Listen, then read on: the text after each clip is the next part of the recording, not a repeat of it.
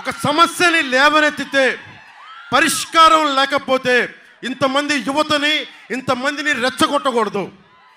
రాజకీయ లబ్ధికి వాడుకొని ఆ రోజున తుని ఘటనలో ఎంతమంది రైల్వే కేసుల్లో నలిగిపోయారు. ఈ రోజున ఎంతమంది అదే జగన్కి మద్దతుగా నిలబడ్డ వ్యక్తులు నన్ను ఎన్ని మాటలు అన్నారు.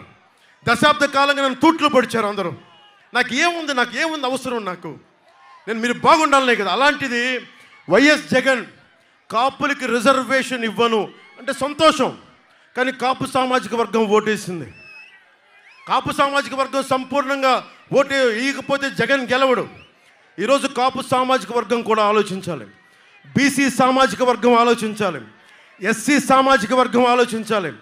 మీరందరూ కూడా కూర్చొని ఎందుకు ఓటేయాలి, కాపు రిజర్వేషన్లు ఇవ్వచ్చు ఇవ్వకపోవచ్చు, కర్రాఖండిగా చెప్పిన వ్యక్తికి కాపు సామాజిక వర్గానికి చెందిన నాయకులు వైసీపీకి ఎలా నిలబడతారు అది మీరు అడగండి.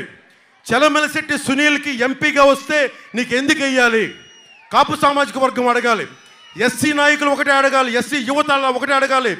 నువ్వు మా కులస్తుడిని చంపేసి డోర్ డెలివరీ చేస్తే అలాంటి వైసీపీ పార్టీకి మేము ఎందుకు ఓటు వేయాలి అని అడగాలి.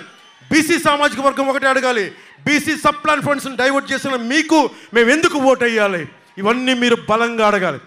ఎందుకంటే ఇప్పుడు కనుక మార్పు తీసుకురాకపోతే ఇంకెప్పుడు మార్పు రాదు. నేను మీకోసం చెప్తున్నాను, నేను మీకు అండగా ఉంటాను. తంగెళ్ళ ఉదయ్ శ్రీనివాస్ దాదాపు 25,000 మందికి ఉపాధి అవకాశం కల్పించినవాడు, సగటు మధ్యతరగతి కుటుంబాల నుంచి వచ్చినవాడు, నిలబడతాడు. చలమలశెట్టి సునీల్ లాగా ప్రతి 5 సంవత్సరాలకి పార్టీ మారే వ్యక్తి కాదు.